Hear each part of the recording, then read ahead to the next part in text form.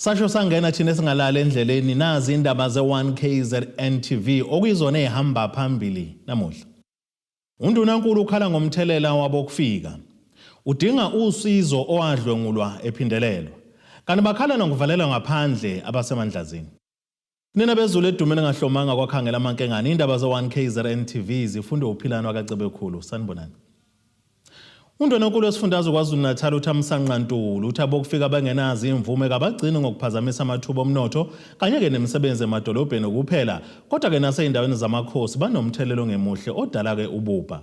uGodidi usho lokho ke emcimbini okubekwa ngokusemthethweni kwezinduna zamakhosi ububanjelo ke eThekwini KwaZulu-Natal. Undunankulu uthi abakufika bengenazi imvumo abagcini ngokuphazamisa umnotho samalokishini njengoba nasemakhaya benazi izitolo ezigcina iphazamisa nabantu baseyindaweni zamakhosi.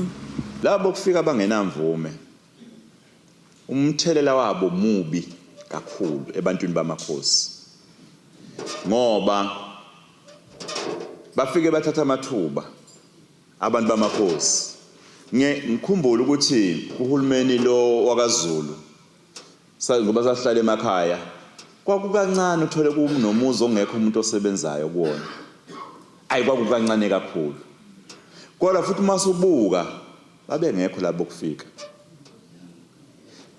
Uma ungakayicubungula inkinga yalabo kufika ngeke uzubone ukuthi inomthelo omubi kangakanani kulolu daba lokuhlupheka nokulamba kwabantu. Ifemu nje yodwa lapha nemabhodini engagasela kuyo ngafeca kuna 240 in one firm. 240 bonke abokufika baze balanda ngisho ingane imndeni yabo. Umunye uzayabona ukuthi se child labor kodwa bonke bayasebenza banikeza amakinati. uNtuli uphinde wagqugquzela izinduna namakhosi ekutheni isebenzisane eduze nohulumeni ukuze kulwisane nezinto ezisuke zithinta umphakathi nokuthi intuthuko yomphakathi isheshe isondele ngokubambisana nazo izinduna namakhosi. Kuzo zonke igodi kuyo yonke imphakathi izinduna zidlala indima ebalulekile exhumaniseni abantu namasiko kanye nokubusa kwesimanje.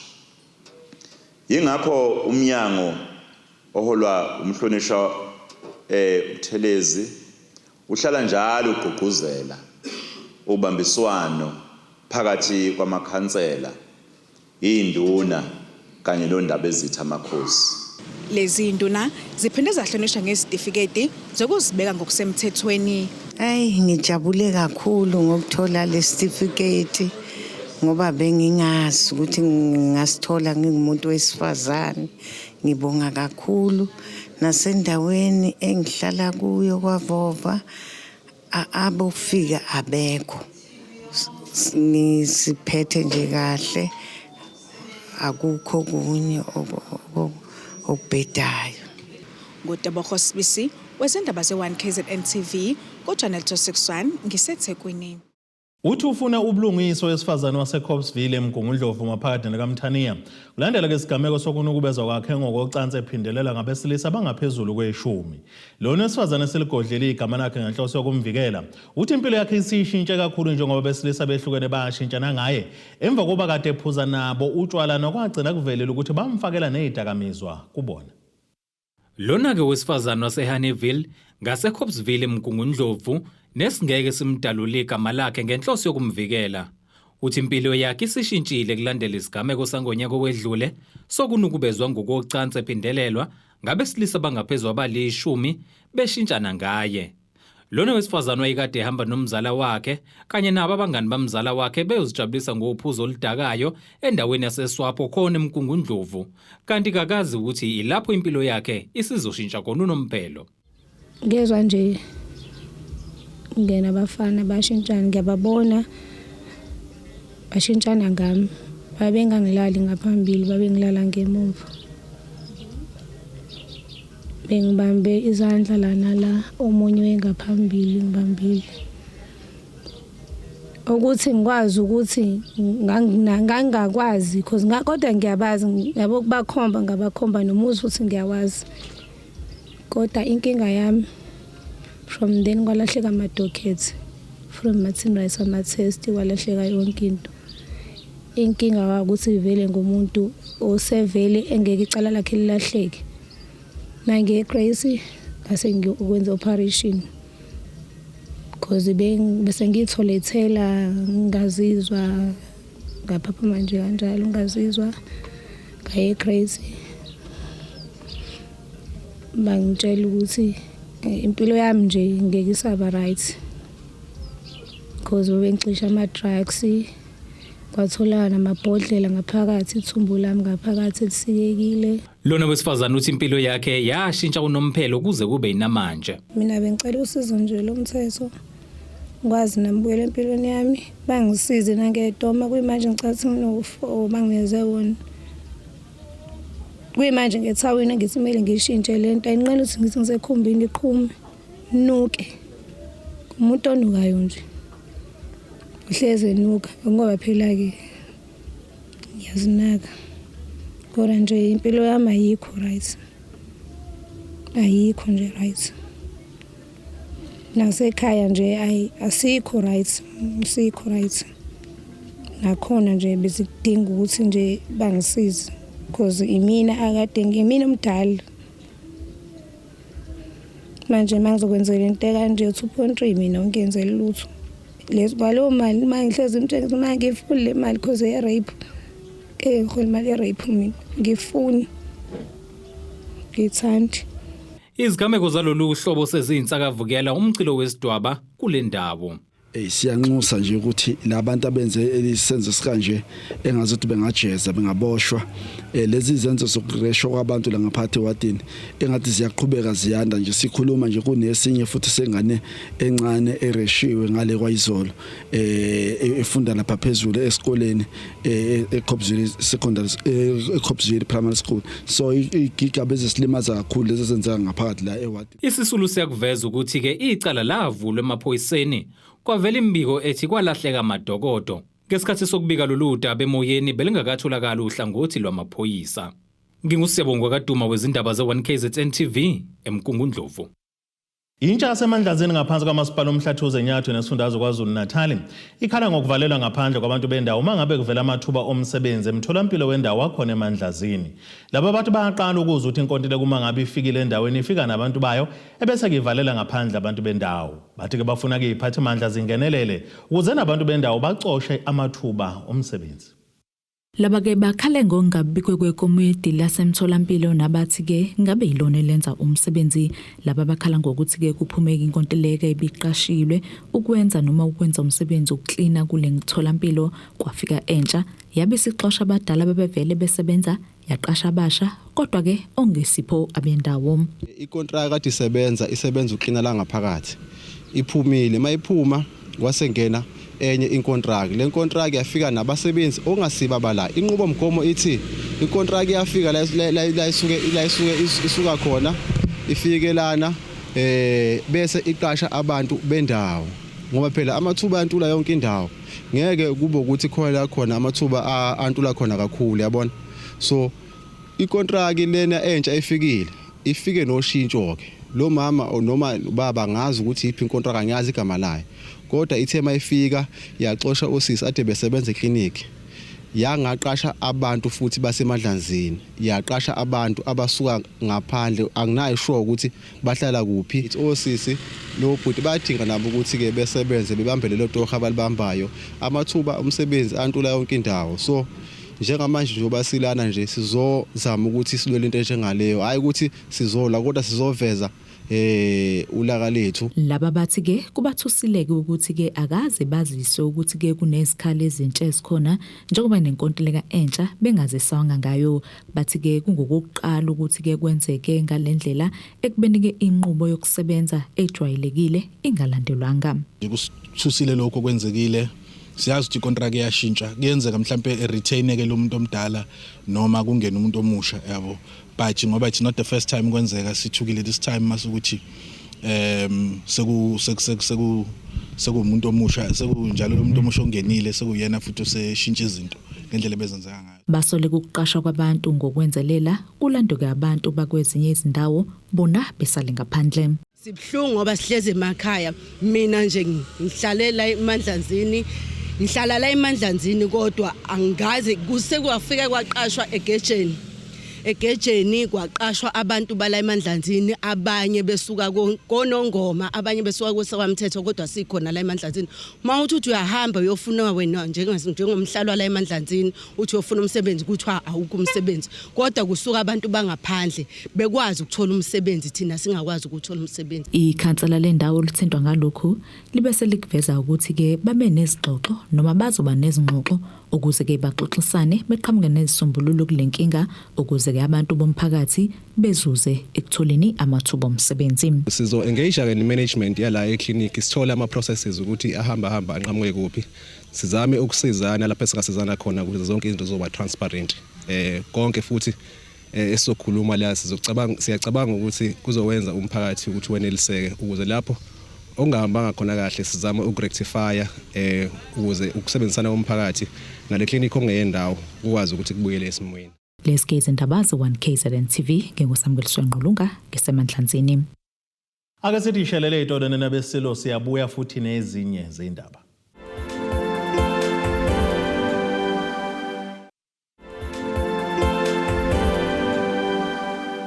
Asibonge siphinde sinamukele futhi kwindaba zethu ze1KZN TV nazo kwizona ehamba phambili namuhla.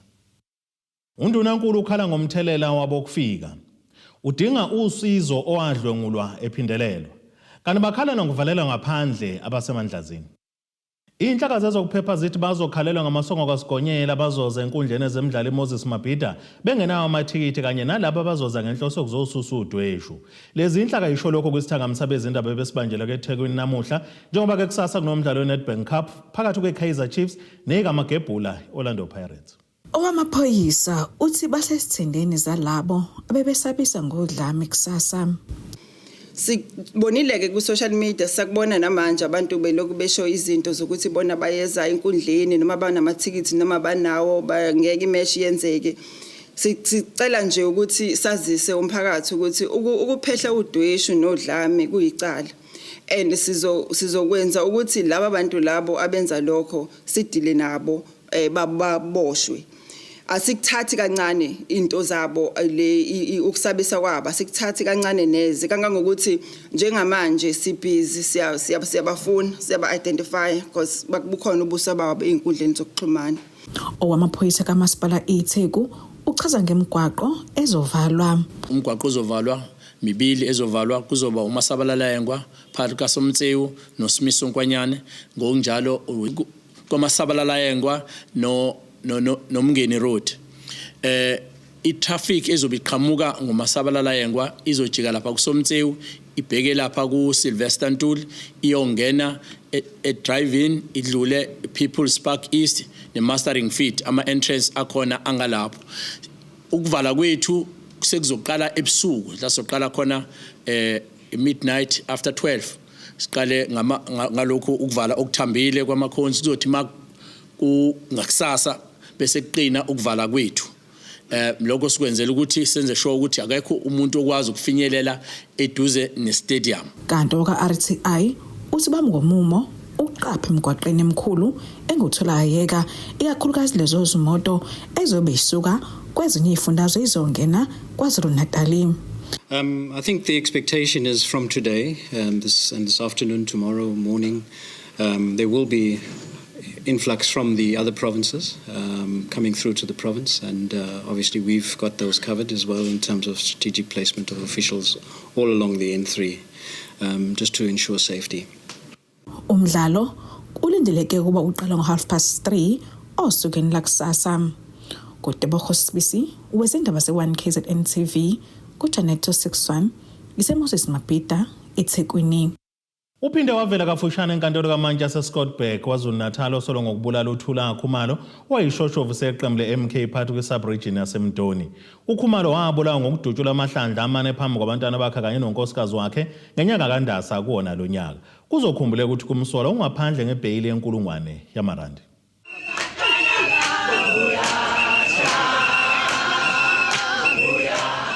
Lowo osola ngokubulala uThula Khumalo waseMalangeni Mzinto owayeyishoshovu seqembi MK Party kwi-Sub-region yaseMdoni uvele kafushane enkantolo kaMantshi yaseScottburg ebhekene necala lokumbulala. uKhumalo wabulawa ngokudutshulwa amahlandla amane phambi kwabantwana bakhe kanye nonkosikazi ngenyanga kaMarch kulonyaka esekhaya lakhe.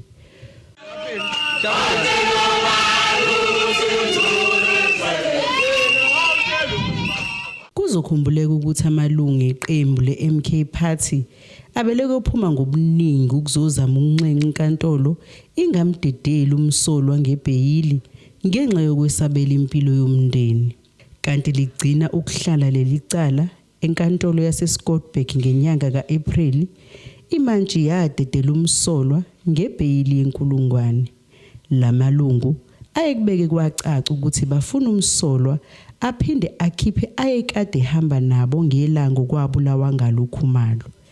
Athi akholelwa ukuthi ukhona ungqondongqondo kuleli cala njengoba ukhumalo wayesebenzela umphakathi ngokuzimisela. Umsolwa munye olapha ngaphakathi kodwa okwenzeka abantu ababonakala abashaya umfowethu uThula ekhaya lakhe babe u2. Lokho kusho ukuthi kusanamanye abantu kufanele baboshwe njengoba kusakhona umsolwa oyedwa la ngaphakathi. Yilokho esikufisayo, sifisa ukuthi ingalo nje yomthetho ithathe indima futhi sifisa lokho kwenzeke ngoba isikhathi masisibuka sesithanda ukuhamba njengamanje uma ngabe kusaboshwe umsolwa oyedwa. Sifisa ngabe sebeboshiwe nabanye abasolwa. Leli cala libe selihlehlela le ezokuthwasa.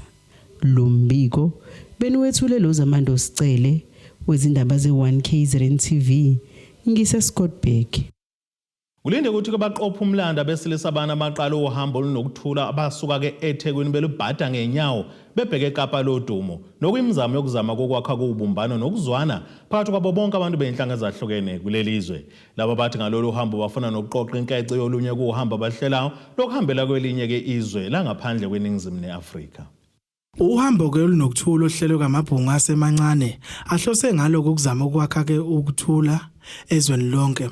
Lolu hambo luzosuka eThekwini lubheke ke eKapa. Asicele nje nakubantu ukuthi izinto ezifana nalezi bayisupport ngoba njengoba singabantu abasha nje after uhambo lolukhamba eSouth Africa yonke namazwe lawo siwahamba sizobuya size emphakathini and masibuya size emphakathini sobuya singebona abantu esihambe sibona ngenxa ulwazi esisolicosha ngendlela because umfowethu nje basuka eLundi usuka eMaritzburg ngisuka eMandeni okusho ukuthi eMandeni namhlanje sekunomuntu owazi South Africa yonke owazi amathuba atholakalaphi owazi yokhonane Uppington Cape Town Plet town to town so it's a win for our communities. Lokho ngisho ukuthi ngiyafisa abantu into enje bayithathele phezulu ngoba phela kumele masibuya so develop umphakathi wangakithi.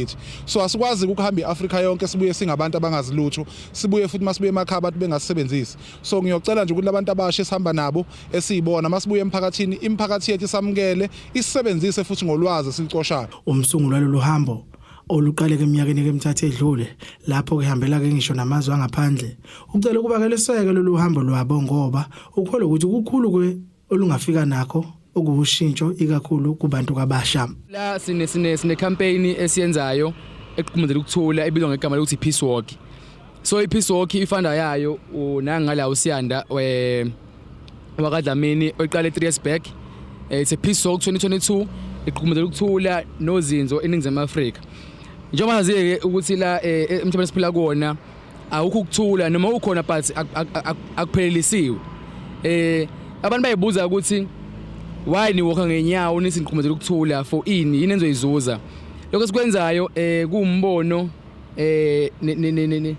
nosibona kuyisidingo sokuthi sikwenze because we are spreading a message ethukuthula nothando ezweni lakithi. Wonke umuntu lapho kabadlula khona belibangiseke eKapa uphonsa ke intshe esivivaneni. I've had the wonderful privilege of hosting these four wonderful gentlemen for the last 2 nights. Just a small gesture in their amazing journey and the spread of their message.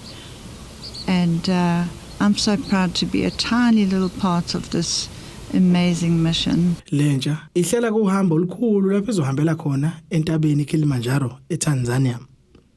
Izindabeni ze1KZN TV kube iNkosi Mthembu eRichards Bay.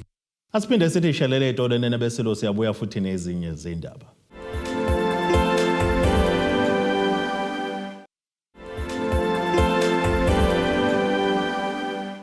Asibonge siphinde sinamukele futhi kwindaba zethu ze1KZN TV nazo ke izona ehamba phambili namuhla. Undunankulu ukhala ngomthelela wabokufika. Udinga usizo owadlwengulwa ephindelelwa. Kanti bakhala ngokuvalela ngaphandle abasemandlazini. Ake sibheke engosini yezomnotho. Iranda kuleli ngu-18.27 maqhathaniswa nedola laseMelika libe ngu-20.62 kupondo waseBrithani, libe ngu-24.25 kwi-euro yase-Europe. Intengo yegolide ngu-$3,338.98 a-ounce, ukuthi intengo engahluziwe yona kube ngu-$62.12 umphongolo. Ake sibheke engosini yezemidlalo. Wonke amehlo azokubethe nje kumdlalo wamanqamu umqhudelwano Nedbank Cup okuyimpindi amshaya phakathi koMpetha abalendebe Orlando Pirates kanye neKaizer Chiefs emdlalweni ozobe useMoses Mabhida Stadium eThekwini kwaZulu Natal kusasa. Kwehlukene ke imbono kubathandi bebhola kanobhutshuzwayo ngeqembu elizonqoba lendebe. Baphawule kanjena kabathandi bebhola ngalomdlalo wakusasa. Iyabo nje Mpethu. Kona kunzima njengoba kuyifinal kodwa engikushoyo ukuthi nathi siyiChiefs kanje sizokwazi ukuthi sinqobe yabo lento le cause yabo wonke umuntu uyimisele futhi nabalandeli nabo babhekile ukuthi nina siwine kusasa yabo. So nje igame yakusasa ngempela nje ngineshow ukuthi sizowina kuyona. Yabo mhlambe nje yabo nje mengibheka ngisho iscore mhlambe singawushaya singanishaya mhlambe ngo-4-2 mekusikanje ngoba phela naye iPirates naye ezobizamile kodwa nje ngikushoyo nje ukuthi sowina ukuthi balandeli beChiefs nizokhala kusasa ngikusupport elikhulu lePirates. Into ezowenzeka kuzophinda lokho okwenzakalile ngesonto elidlule. Futhi la isikoma ngicabanga impela nje ngizobe ngibamba u2-0. Ngeke impela ke ngidlala iChiefs. Ngeke phela ngiphume ngishawa iPyramid kade ngidlala kuyiCAF mase ngizophinda futhi ngizophucwa ilo iNedbank. Hayi ngeke. Iyonto engayisho kodwa ke phela ke ngokungazi ke phela ke kakhulu kodwa mangibuka kunina nibadengentenge lapha emuva. Anibambisene kahle weChiefs ningixolele bafowethu kodwa nje into engishoyo cha ngeke size sivuma. Ngoba neleague ngiyayibona siphunyukile ezandleni ngeke ngivumele nale ndebe iphunyuke futhi ndala. Sizoyithatha impela nje. Soyithatha impela nje sifuna kube kanjalo senosixolela. Umdlalo wakusasa ngendlela engubona ngayo uzobunzima kakhulu. Kwazise phela siphuma kwigame last time kade kweyeLeague. La sidliwe khona. Ukudliwa kwethu siwabonile amaphutha ethu uhamba kanjani. Kodwa ke into esizile ukuthi nami bengingafisi ukuthi ngidliwe ngoba kwileague asenzi kahle kodwa ke ukubeka kwangithokozisa ngiyindlela ngoba abafana bami bazokwazi ukunyusa amasokisi kusasa. Engikwazi ukuthi igame edabi ayikwazi ukuthi idliwe igame yokuqala iphinde idliwe kwesibili. So njengoba izodlala igame yesibili ngeyisakuvumela ukuthi iphinde idliwe kabili. Kodwa into yazidlisa mengibheka kahle igame yethu iyadlisa lapha igame yama abafana bami bayahlupha abayashesha ukukhohlwa. Bafe bayibambe kahle igame egcineni kosuku mase sekuyophela igame mase beyadedela. Abantu abathukayo. Kodwa ke into engiyithandayo kulokho sifundile ngamaphutha kwazise phela na last time sadlala neSundowns. iSundowns nayo ayitshela ukuthi izowina kwasho ukuthi nathi sesiphamisa amasokisi. Indlela esitraining ngayo nje mengibuka nje ngoba phela yabo njengoba sekufike nalokho usho umusho uyazama yena ukuthi enze ukuthi upgrade ama skills yabo lento le kodwa nje ngineshow ukuthi sizowina. Futhi ukuwina kwethu asowina ngescore esikhulu uzoba 2-1 nje ngoba nisenzele ukuthi nathi sihloniphise ilokho njalo. Sina 9 years singaqukulile. Kuzoba wesithendo unyaka. So angeke sikuvumeleke ukuthi iminyaka emingaka sibe yihlazo. Njengoba sizodlala kusasa nje sizowina nje kamnandi ngokukhulu ukuyimisela. Senzele ukuthi nathi kube khona isiqhula sijabule sabalandeli and sizobe sikhona sizoba support abafana bethu. Simisele ngokuthi nje bawine ngayiqophele phezulu. Kodwa ke into ezosisiza kusasa ukuze siwine ukuthi ufuna sifaka abantu abanepace abasheshayo njengoSheshageza. OSheshageza uyashesha. Yayizwa lona sifake oMagwayile emumva abantu abayithembayo abanamandla yayizwa lona simnike nebhandi ukuze akwazi na ukuthi akhulume nabadlali ngoba umuntu okwazi ukukhuluma nabadlali. Into esilimazile nje ikona ukuthi bebengekho oMagwayile benamathikithi sebekhona ke manje njengoba bengasena amakhadi beke free sesofaka manje uSheshageza sifake oMagwayile lapha phambili sifake noPulemoti noma kuthiwa ulekha kangakanani kodwa bese dlala nePirates uvuka ibambe. So nje sicela ukuthi nje siyawina kusasa ngo2-1. Ake sibheke nasesimo sezulu esingalindeleka.